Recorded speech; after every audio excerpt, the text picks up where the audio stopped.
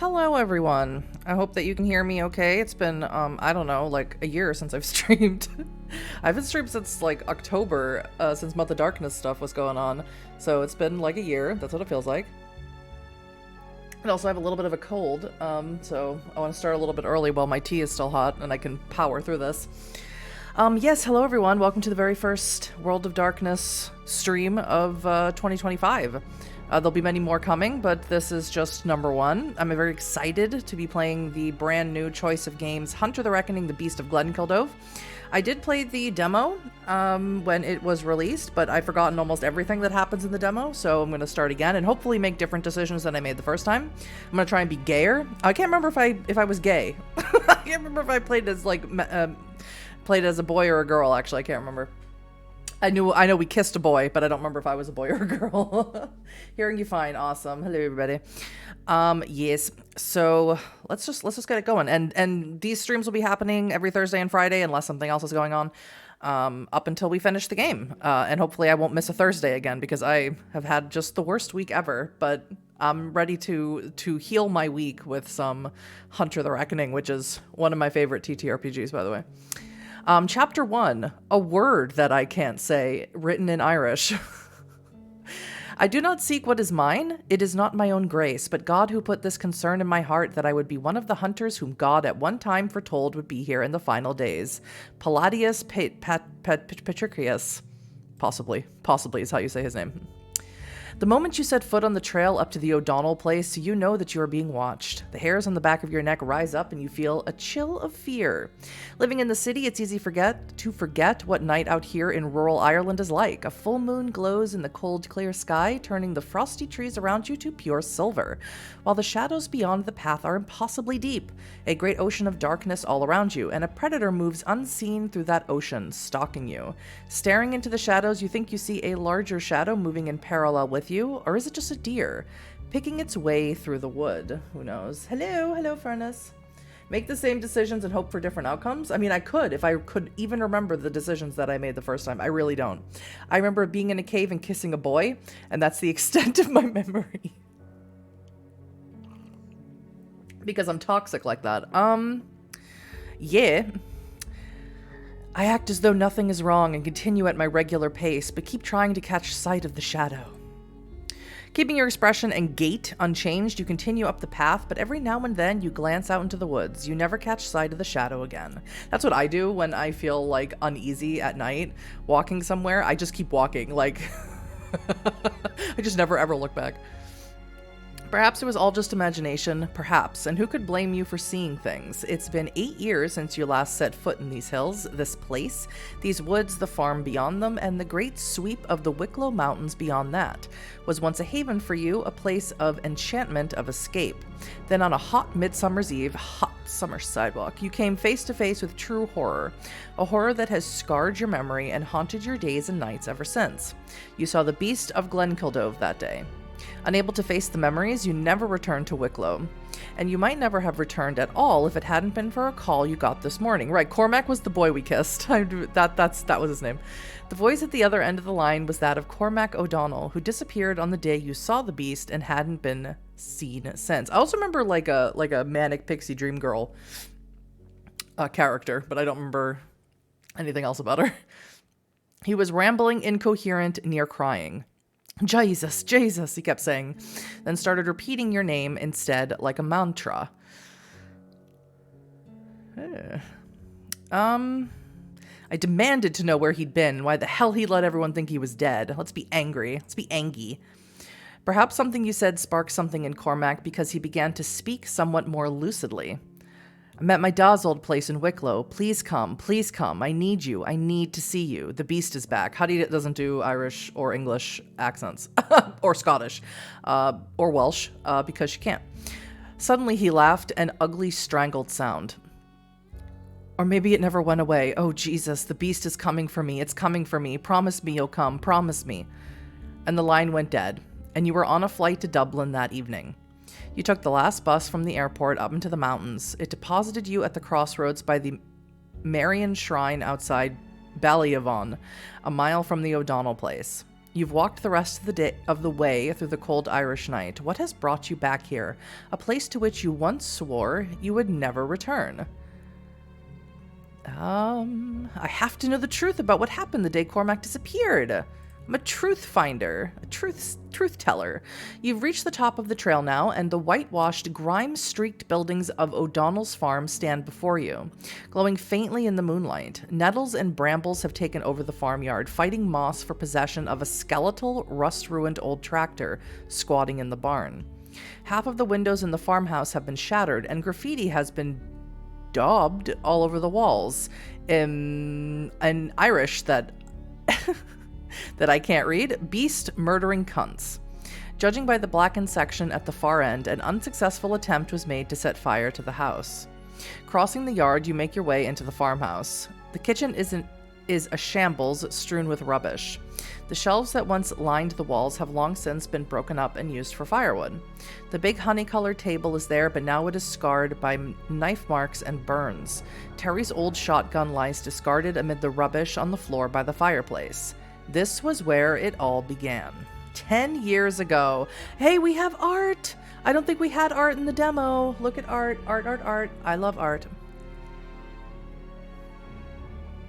You are 16 years old. You are making... Oh, God. That's a nightmare. You are making your way up the hillside path, following behind your Aunt Mare and her black and white sheepdog, Misty. The leaves of the trees glow green in the light of the mellow golden summer sunshine. They've got a bit of a reputation, the Red O'Donnells, Mare comments. She is a spare, sharp-featured woman with metal-rimmed glasses and graying dark hair cut short.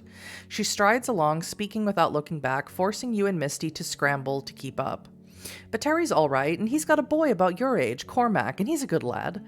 Terry's had to look after him all alone ever since his wife died, and he hasn't done a bad job under the circumstances. Anyway, Auntie has things to do today, so Auntie is abandoning you. I'm sure you'll become fast friends with Cormac and have a splendid time. And if you don't, it'll be good fodder for the misery memoir that will make your millions... What? It'll be good fodder for the misery memoir that will make you millions 20 years from now. Ouch! Auntie is reading me hardcore. I don't respond. Okay, I'm being emo 16-year-old, focusing instead on the path ahead. You only arrived in Ireland from London a couple of days ago, picked up from the airport by Aunt Mare in her battered, mud-spattered Jeep. The two of you are still getting used to each other's company and trying to decide if you like one another. Mare lives alone, running the Wolf's Head, her rambling country inn in the hills above Ballyavon. You suspect she's not used to any company, let alone that of a teenager. Her manner towards you veers between treating you as though you were 3 and as though you were 30. You've never met Aunt Mare before, your father's older sister. Your father has rarely even mentioned her before now. You've never even been to Ireland before. Although your father is Irish, he emigrated to London when he was young. And Irish heritage was nothing unusual at the Catholic school you attended there, St. Jerome's. You were better known, oh God. And now I have to pick. And I wish I could remember what I picked the first time. I love of theater. I think I picked a budding entrepreneur, honestly, is what I picked the first time. As a wheeler dealer, a budding entrepreneur. Because I have this memory of, like, going back to London at some point in the first 3 chapters I got to read and being, like, like working with some crime organization. Since you were a child, swapping toys and trading cards, Pokemon cards, you've been a hustler with a gift for fast talk.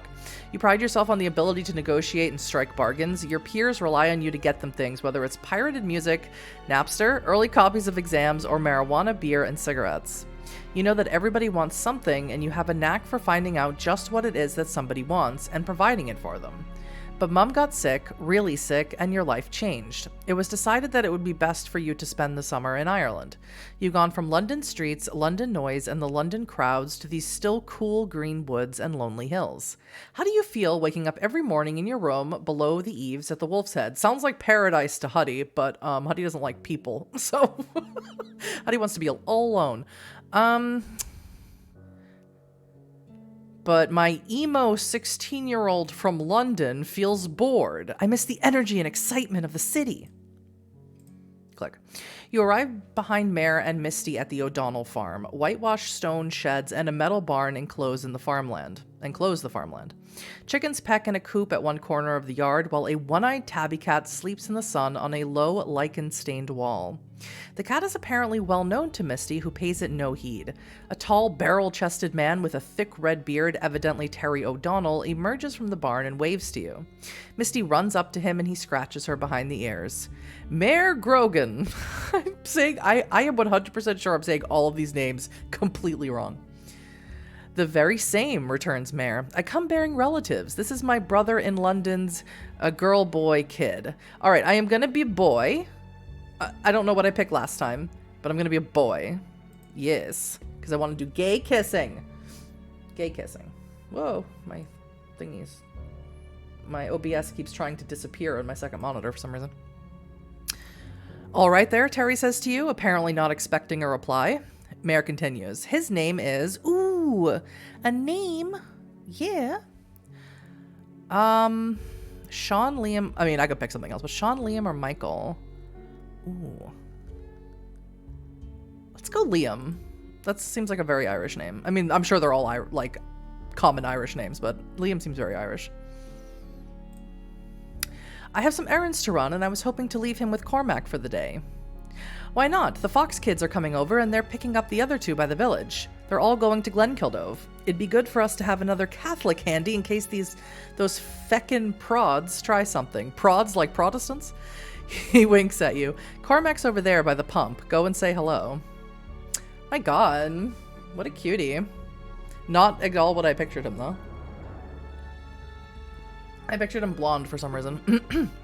You find Cormac splashing water over his face and hair by the pump, a boy with his father's height and striking dark red hair, and lean where Terry is paunchy. As he turns, you find yourself looking into very brilliant green eyes, all the brighter in his pale, slightly freckled face.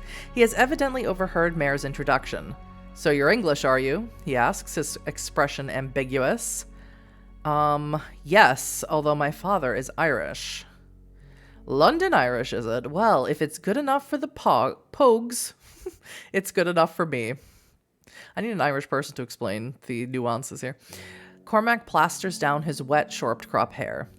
Anyway, he continues, I was only messing. London sounds deadly. My cousin Oisin is a builder there, but I'm going to live there someday, shake the dust of this place off my feet. Maybe you can look me up when you get there. Just right off the gate. Just right off the gate. I love it. Me at 16 could never be so bold. Yeah, agrees Cormac. That'd be fun. Cormac leads you across to the barn. Within, there is a mountain of hay bales. He shows you how to climb up the swaying, yielding bales to sit at the top, with a bird's-eye view of the farmyard outside. The tabby cat, who is introduced to you as Pirate Jenny, that's a great name for a cat, climbs up behind you and makes friendly overtures, rubbing her head against your heel. Yeah, I scratch her behind the ears. I don't know a single cat that likes that, but I'll do that. Pirate Jenny purrs contentedly, rubbing her head back and forth under your fingertips. Cormac, looking on, shakes his head ruefully. She won't come anywhere near me. Scratches like mad if I try to pick her up. Cormac talks about his plans for the future. He plays the fiddle and sings traditional folk music. He wants to start a band and travel the world. London, Paris, New York, even Tokyo, maybe? I've heard there are Irish pubs in Tokyo. They must need people to play in them. That'd be mad, me playing Irish music in Japan someday. His green eyes are shining now. He doesn't look as much older than you as he did before. I am enthusiastic about Cormac's ideas and join him in building castles in the air. Yes. Lying on the scratchy yet strangely comfortable hay barrels, staring out at the sunlit farm, the two of you start speculating about what other countries might have Irish pubs for Cormac to play in. Tibet? Yeah, sure, why not? I bet they have only halfway up a mountain in the snow and you have to ride a yak to get there. Egypt? Oh yeah, for sure, all that sand. You'd need a Guinness now and then, wouldn't you? Australia? You must be joking. The whole fucking continent was like a prison for Irish people back in history. It's probably nothing but wall-to-wall Irish pubs by now. He laughs. You can tell that he is enjoying your company. Ooh. Although there is still a prickly wariness to him. I like it. Perhaps he feels that he needs to joke about his travel plans to preempt mockery. The conversation is interrupted by a cry from below.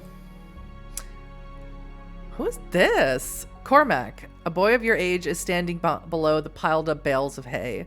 He has dark brown hair, blue-gray eyes, and a slight lean build. Foxy, Cormac says. He scrambles down the hay barrels. This is Liam. That's me. I'm Liam. He glances back at you. He is dead sound, he adds. They're so cute. Nice to meet you, the boy says. I'm Simon, and my little sister will be joining us as well, Claudia. Oh my god. Okay. I'm less in love with her face. Simon calls across the yard, and a girl, perhaps a year or so younger, emerges from the farmhouse. She runs to join you. She has the same short-cut hair, eyes, and build as her older brother. This is Claudia. I just can't get the pose. It's throwing me off. This is the very Sailor Moon pose that she's doing. Everybody calls me the Claw, Claudia puts in. Nobody calls you the Claw. The two siblings' surname is Fox, hence Cormac's nickname for Simon. They're Protestant, a fact that is mentioned more than once as you cross the yard. You are headed for a place called Glenkildove, in the valley beyond yours, but first you are going to collect 2 or more of Cormac's friends. Simon seems gentle and bookish, peering at the world over his glasses in benign, tolerant confusion, as though he were 60 rather than 16. His sister Claudia is a barely contained dynamo of energy and action. She can't even stand still for very long, constantly hopping from one foot to the other.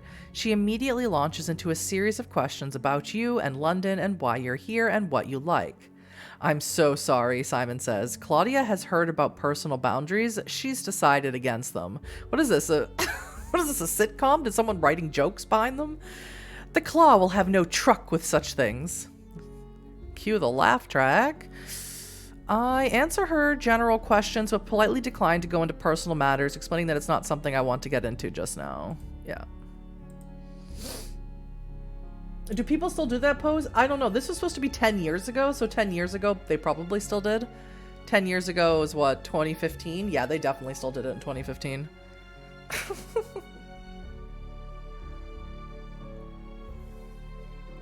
Oh, God. Claudia sighs loudly. Nobody ever wants to tell me anything. Maybe it's because you're maybe because we all feel bombarded by your energy. Ooh, I love this little top bun thingy.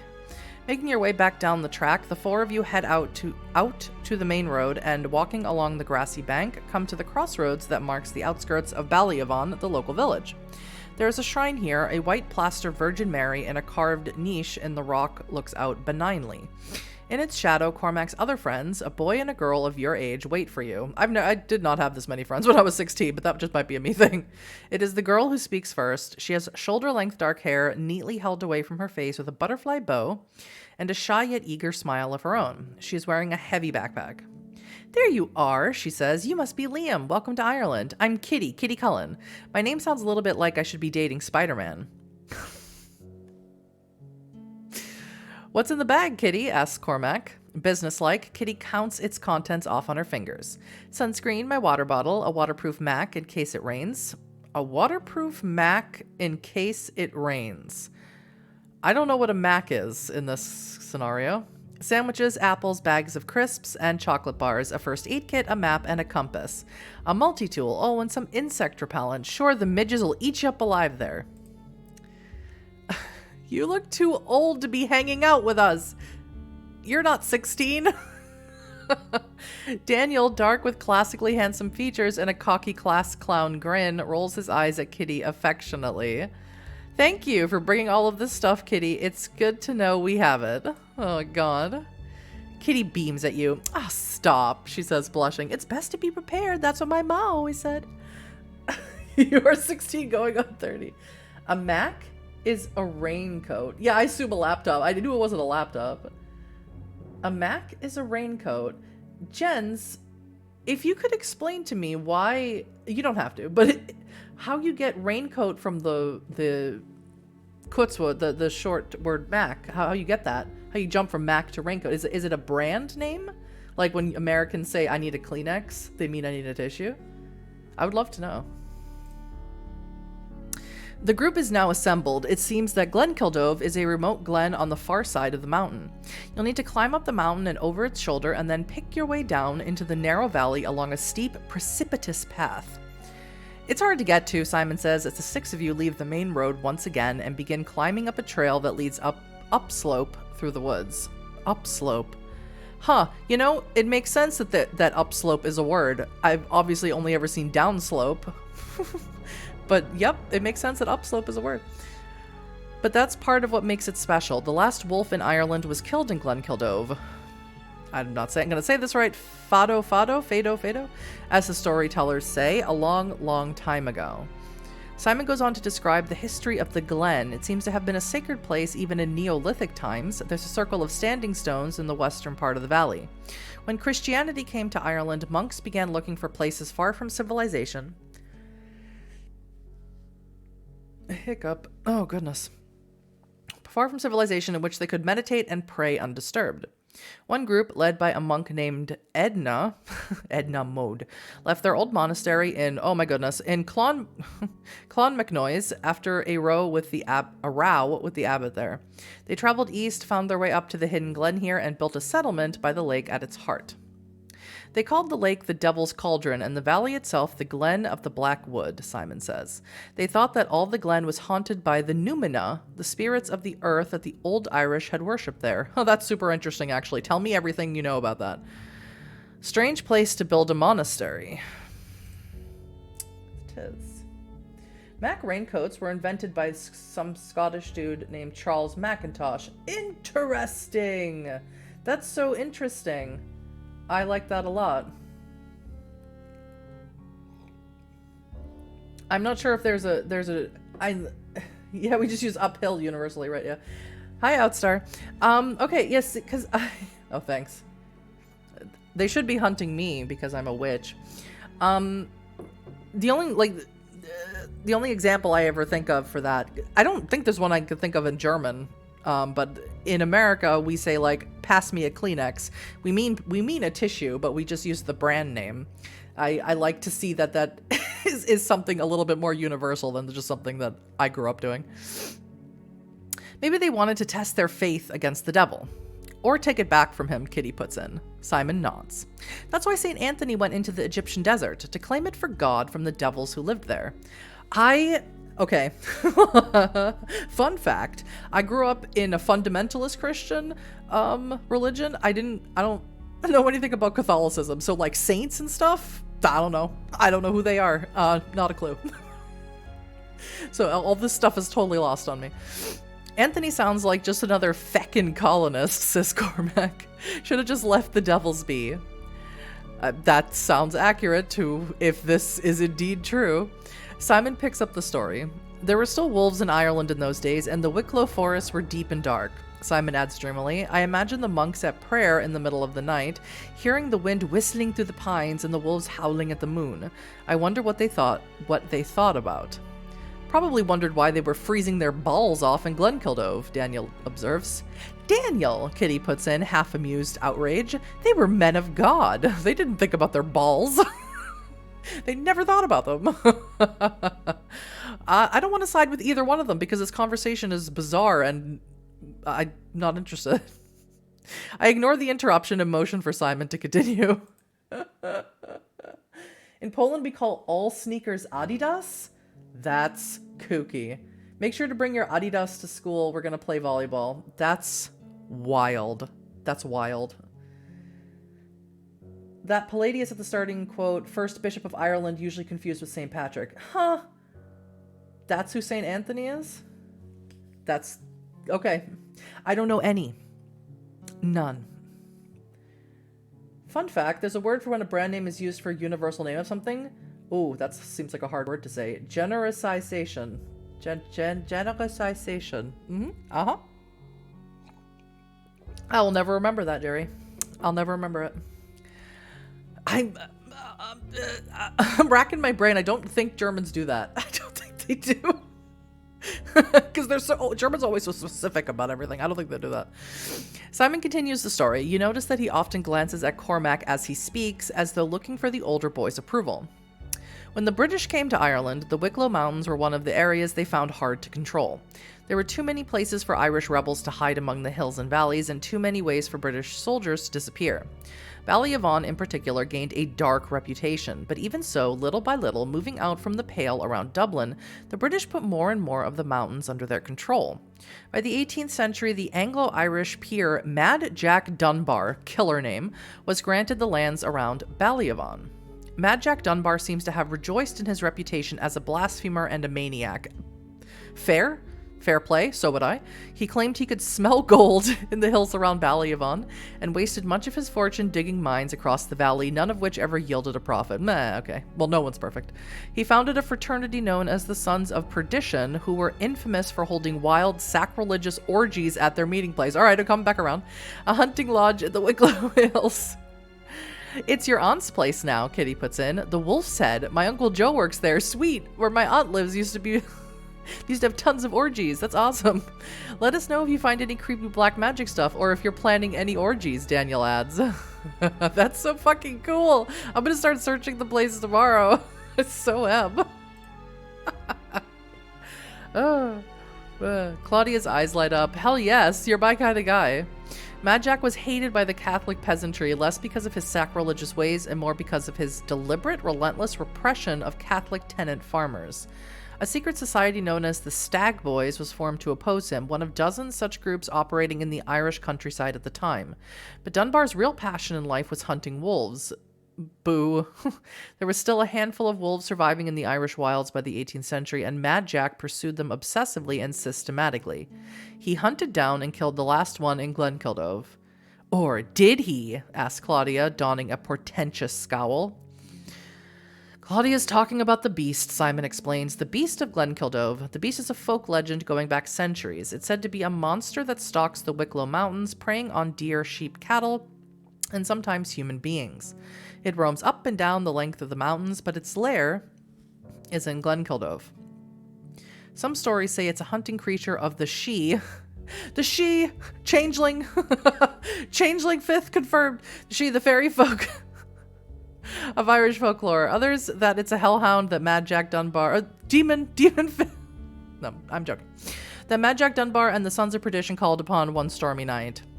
But I say, says Claudia with relish, with great relish, that it's the last wolf in Ireland. Mad Jack never finished it off, and if he couldn't do it, nothing could. It just kept on stalking through the nights, getting older, more cunning.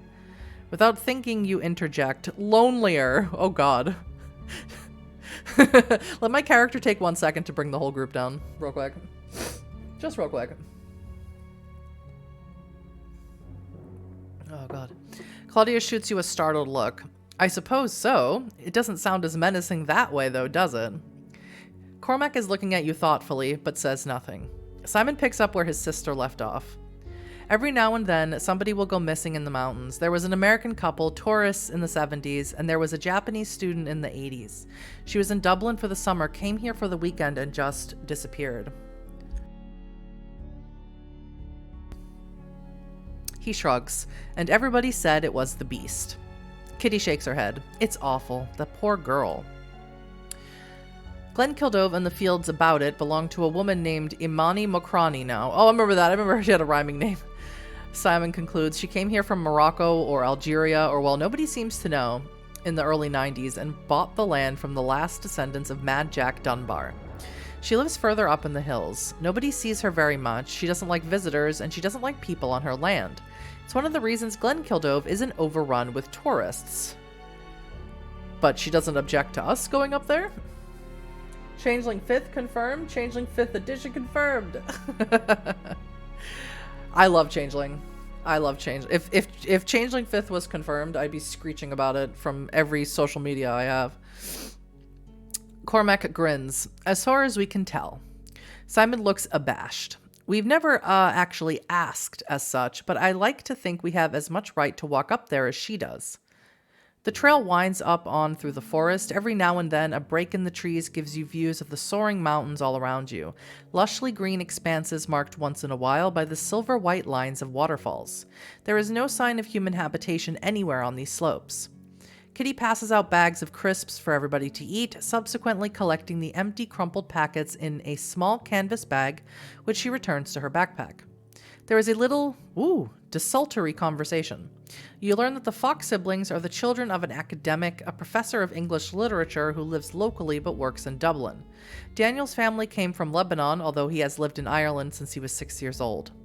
Despite some mutual, good-natured teasing and a little bickering, it's clear that the members of this group have known each other for a long time and are comfortable and at ease with one another's company. How do you feel? I already feel as though I've known them for years. I have friends! The group begin to spread out along the trail. Cormac, who moves at a rapid stride, has moved on ahead of the rest of the group, and Simon hurries to join him. Claudia periodically leaves the trail and disappears into the woods beyond, to return with new scratches and mud stains on her t-shirt and jeans. Daniel and Kitty walk together. Who do you walk alongside? If it was just Cormac alone, I'd probably walk with him, but since it's not, I'm going to follow Claudia to see what the hell she's doing. Beyond the trail, the forest floor is choked with nettles, brambles, and ferns. Claudia has obtained a stick and is thrashing a path through the undergrowth and enthusiastic slashes and swipes. She grins as she sees you. It is clear that Claudia has already taken a shine to you. Nobody else ever leaves the trail, she says, so they really don't see the forest at all, just the part that other people want them to see. You might as well stay home if you're going to do that, but everyone else acts like coming out here is like leaving the path in Mirkwood. I recognize her reference to The Hobbit. Mirkwood, are you a Tolkien fan? My brother is. The Hobbit's alright, but The Lord of the Rings? 50 pages of Hobbit genealogy before anything happens? No thank you, J.R.R. Tolkien. Oh god. I agree with her. Yeah, it's not exactly action-packed. Claudia nods emphatically. Try telling that to Simon, though. He used to read that stupid book like twice a year. For a while, you and Claudia move through the undergrowth, pushing and hacking your way through the brambles. In order not to lose the others, you walk in parallel with the trail, although Claudia is supremely confident of being able to find them again in any event. She sighs, looking at the silhouettes of her brother and friends through the trees. Sometimes it's kind of nice being away from them all for a bit, especially Cormac. Why especially Cormac? Don't you like him? It's not that I don't like Cormac, even if I don't think he's just the coolest thing ever like my brother does. Your brother has a crush on him. But he's, she hesitates, moody. He's your best friend one day, then he won't even look at you the next. He's a teenager. He's got a temper on him. He can actually be really scary when he properly loses it. Even when he's in a good mood, I always feel a bit like I'm walking on eggshells around him, you know? You make him sound like a bully. Claudia hesitates. No, she says, that's not quite right. I don't think he likes scaring or hurting people the way a bully would. I think he's angry, but I don't really know why. Maybe it's because of his mum dying. Claudia! Simon is calling from the trail. Come on, we'd better head back. He likes me to check in every now and then. Worrywart. You rejoin the others. Happy New Year, everybody. Happy New Year. Sorry, I have a cold. At last you reach the top of the trail and emerge from the trees into mellow late afternoon sunshine. The group gathering together once again. Over the shoulder of the mountain there is an open expanse of grass and yellow gorse dropping down into the valley beyond Glenkildove. And whoop, I skipped a sentence. Most of the glen is covered with pine trees. At its heart there is a circular lake, its waters still, brooding and dark. On the shore of the lake closest to you there is a cluster of stone buildings shaped like beehives, enclosed with an unmortared stone wall. A round tower some 100 feet tall rises at the heart of the little settlement. Glenkildove Monastery, Simon says. They lived and prayed in those stone huts. He points to the far side of the lake, beyond which steep and rocky cliffs rise up. The standing stones are over there, but the trees are in the way. There are caves in those cliffs behind the standing stones. Nobody knows how deep they go. I'm going to find out someday, Claudia adds. Every summer we say we're going to properly explore the caves, and every summer everyone chickens out. We've been coming here ever since we were little kids. It's our place. Now it's yours too, Cormac says impulsively. He looks a little surprised by his own comment. He loves me. You make your way down to the lake. Cormac and Daniel are keen to swim in its dark, cold waters, but Simon just wants to read his book on the grassy slopes above the lake, and Kitty sits down beside him. Meanwhile, Claudia is anxiously anxious to look around the monastery buildings. I will... Oh, I just hung out with Claudia. Huh. Again, if it was just Cormac alone, I would go swimming with him, but, like, I feel like I'm gonna... I don't know, but that might be funny. Because Daniel, I think, is the one... Or Simon. Actually, is Simon Claudia's brother, or is Daniel Claudia's brother? I think Simon is Claudia's brother. So I don't think I'd be coming in between them. I'll explore the monastery grounds with Claudia. Claudia does terrible selfie poses, but she seems fun. Claudia is clearly pleased with your decision to come with her. I like you, Liam. You're not like the others here in this ruined monastery. I've got a good feeling about you. The two of you make your way into the walled settlement. As you peer into some of the beehive huts, there is little to see. The site has been long since picked clean by archaeologists. We used to play Beast here, Claudia says. Cormac would be the Beast of Glenkildove and he'd hide somewhere in the ruins. We had to creep through the settlement. If one of us could reach the round tower, we were safe. It was so much fun, but nobody wants to play it anymore. They're too grown up. That's too bad. It sounds really fun. Hello? I definitely get very, like, little sister vibes from Claudia. It was, Claudia sighs. It was. The round tower, built of rough-cut gray stone, looms above you as you reach the center of the monastery. Its entrance and archway into darkness is perhaps 10 feet above the ground. They hid up there when the monastery came under attack from, you know, Vikings and things. They'd ring the bell at the top and everyone would climb up the ladder. Last monk in would pull it up behind him so the Vikings couldn't get up. Couldn't the Vikings have found a way up? It's not that far off the ground. I know, right? I used to think they built it like this so that wolves couldn't get in, the way that some huts in Africa were built on stilts to keep lions out. But my dad said that even when Ireland did have wolves, they'd never been that aggressive. While you have been talking, the sun has hidden itself behind a veil of gray clouds, and a cold mist risen up from the ground. I don't know if that's grammatically correct, but who am I to judge? The sunny summer day has suddenly turned chilly. It's getting late. Kitty meets you at the monastery gate looking concerned. Oh, there you are. It's time we were getting home. I think it's going to rain soon. Cormac had a row with Daniel and now he's vanished off somewhere. He's probably off in the woods by the standing stones, Claudia pipes up. That's where he goes to sulk. Would you mind going to fetch him? Kitty asks of you. Why me? I think he's in one of his moods. Maybe you can talk to him. Shouldn't Simon go? They seem close. Kitty shakes her head. He tried to calm things down. Cormac snapped at him too. Claudia winces. There is nothing for it but to make your way into the darkness beneath the trees. Ooh, you're right. Here's the Manic Pixie Dream Girl. Right, I remember that. Nice to see her art, though, and she looks exactly as I expected her to. The woods are curiously still and silent. The noise of birdsong is muffled, as though it is something coming from far away. You follow a winding path underneath the pines. The woods do not look very big from the hill above Glenkildove, but once you are within them, they seem far more extensive. Try as you might to contain it, you begin to feel an inexplicable fear that you have somehow become lost in this forgotten corner of Ireland, that you could keep walking for weeks and see nothing but these pines all about you. And then abruptly you emerge into the overcast, cloudy light of an Irish summer evening. You're at the far end of the glen. Beyond you rises a semi-sheer granite cliff. There is an opening in its side about halfway up, a black cave mouth from which issues a little waterfall which crashes down the cliff face into a pool between two rocks at the bottom, its still waters constantly churned by the frothing, white-tinged waters descending from above. Between you and the cliff there is a grassy knoll, and on the grassy knoll... Sorry, whenever I say grassy knoll, I think of the JFK assassination. A circle of weather-beaten gray standing stones with a low, flat stone at its center. Between the stones, looking at you curiously, there is a girl of your age. She is dressed in white and barefoot, with daisy chains knotted into her shoulder-length white blonde hair. Her eyes are large, blue, and dreamy, and her delicate face is marked by a fine spray of freckles. Hello, she says, curiously formal as you approach her. God be with you. I'm Aine. Aine. She looks at you. You're not from here, are you? No. No, I'm Liam. I'm from London. London, she says with great animation. I've heard of London. It's a long way from here, isn't it? It sounds like a queer place. Where? But you're not in London now, nor are you safe. Aine looks at the woods from which you have just emerged. I'd get home as soon as you can, she says. It's midsummer. Moonrise coming soon. The Beast will be abroad tonight. The Beast? Really? That's just a folktale, isn't it? Folktales have teeth around here. Ooh, boy.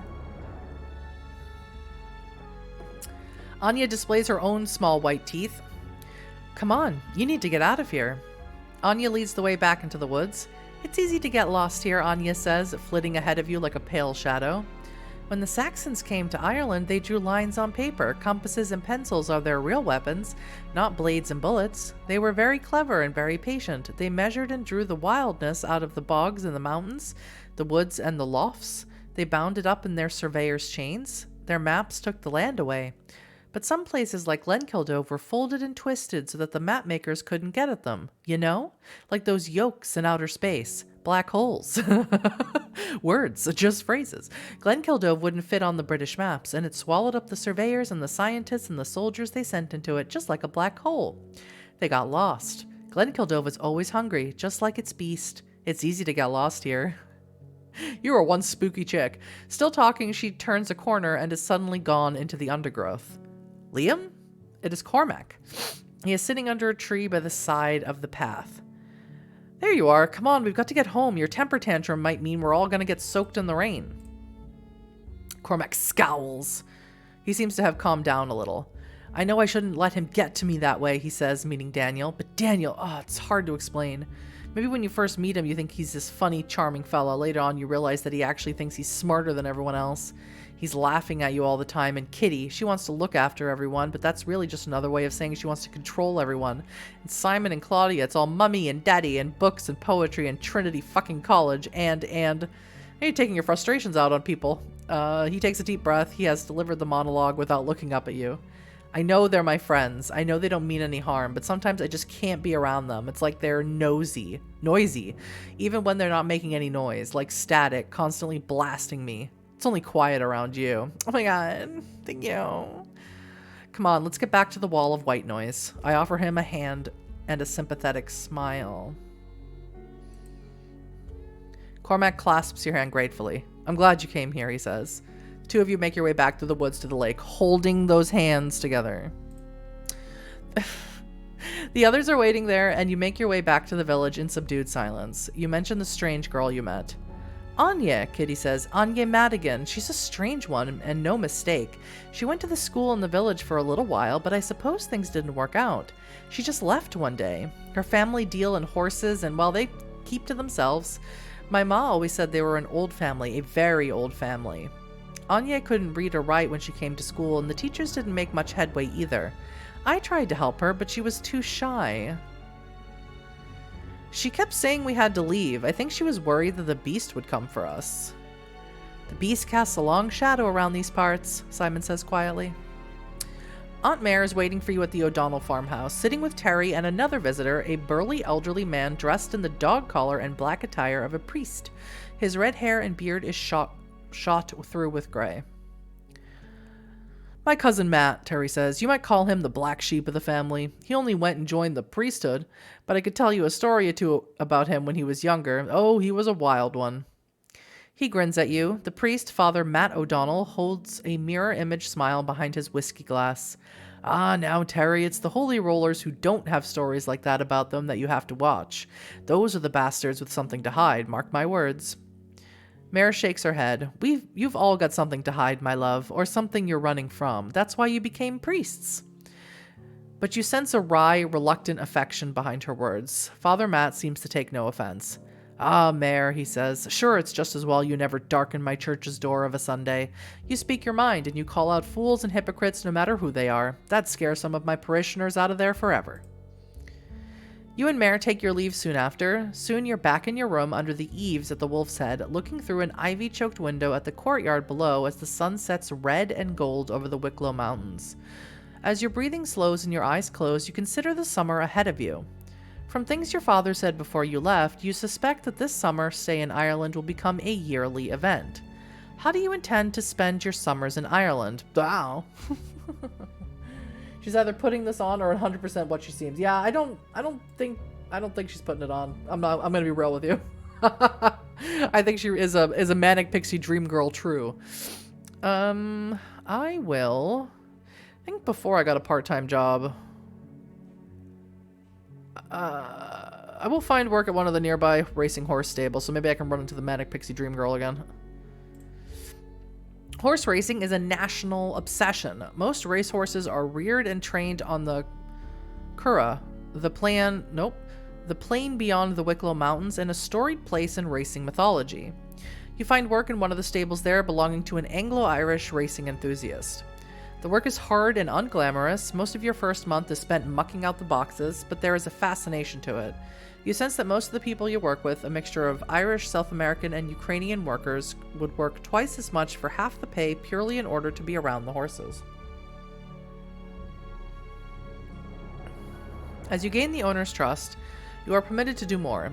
Sometimes he has you shadow him when he goes to the races or to the Dublin Horse Show, the frenzy of the racetrack a contrast with the discipline and order of the stable yard. But you know you have truly secured his trust when, at the end of your first summer, you are finally permitted to help handle and rub down the horses. You soon develop an affinity for the magnificent animals. Your skill in breaking in horses, getting them to accept a bit in their mouth and a rider on their back for the first time, soon comes to be well known around the Curragh. Even the jockeys, perpetually foul-tempered due to the rigorously austere diet and exercise regimen necessary to maintain their weight at the ideal for riding, come to respect your way with horses. You have gained the Beast Whisperer edge. Yes. Your experience, training, and natural talent helps very much when dealing with animals such as horses and dogs. Those that don't know you will be much more biddable at once, while those whom you have the chance to train will develop unshakable bonds of loyalty towards you. I claim that barn cat with one eye. That pirate cat will be mine. You will be able to train dogs to act as guards and trackers, giving you a significant advantage as a hunter. I just need that tabby cat. Inevitably, you come across the Madigan clan from time to time. These are the families of Aine, the strange girl whom you met at the Standing Stones of Glenkildove. The Madigans are rootless and nomadic. They get by doing odd jobs and dealing horses. They have a reputation as sharp dealers in that capacity, but your employer will deal with them. His position is that they don't try to cheat one more than anyone else. Okay. As a result, you sometimes see Aine around the yard running errands for her father. How do you react? I mean, how do you want me to react? I'm friendly. Aine is wary at first. She's clearly used to being shunned and mistrusted by the close-knit world of the Curragh. But as your sincerity becomes clear, she warms up and even becomes quite eager to speak with you whenever she sees you. The two of you have many conversations standing by the gallops where the horses are exercised. Aine is a strange girl, self-educated and full of curious, interesting ideas. She leaps about conversationally like a salmon in the stream, connecting quantum physics to Irish folklore and local political corruption to the Book of Revelation. Fair. She clearly values your company. Sometimes a strange fear will well up inside her, an inexplicable terror blazing behind her blue eyes. When these moods strike, you come to learn that her only way of coping is to immediately go off by herself and seek out self-medication, typically in the form of a joint. You ask about those moments, but Aine is always vague and evasive. Your year took on a definite pattern. Summers in Ireland, the rest of the year back in London. Your mother died, leaving your father a ghost of the man he had been. Somehow, once school ended each year, it seemed preferable to return to Ireland and the Wolf's Head instead of spending the summer in that haunted South London flat with that stumbling, empty-eyed old man, unable to say any of the things he wanted to say. Ballyavon was a refuge from all of that, and Glenkildove its cool green heart, a place of respite and sanctuary. Until that day when you saw one of your friends die in blood and horror, and Ballyavon became a safe haven no longer. Okay, I'm actually going to stop right here, just because, as I said, I have a cold, I'm sick, and my voice is already starting to give out, which is, like, that's, usually I can go about 90 minutes before my voice goes out, so I've been about half that time, and I'm already feeling real achy in the throat. So I'll be back on Thursday, and I will try and get through this chapter and the next one Thursday. I'll read fast, I don't know. And hopefully I will be over my cold by then. But thank you, everyone. Sorry I missed yesterday. Sorry I'm late starting this. I'm super excited. I already love the writing. I love the setting. And I love Hunter, and I'm very excited to see where this story goes. And I'm very excited to kiss boys. I'm very excited to be gay and kiss boys. That's my #1 priority. Thank you, Mr. B Grizzly. Right as I'm about to about to go off. Thank you so much for the subs. Always so generous. My goodness, always. Ooh, you'll have future knowledge. You'll be able to help me then, Jerry. Thank you so much. Have an awesome weekend, everyone, and I will see you next week. Thank you so much.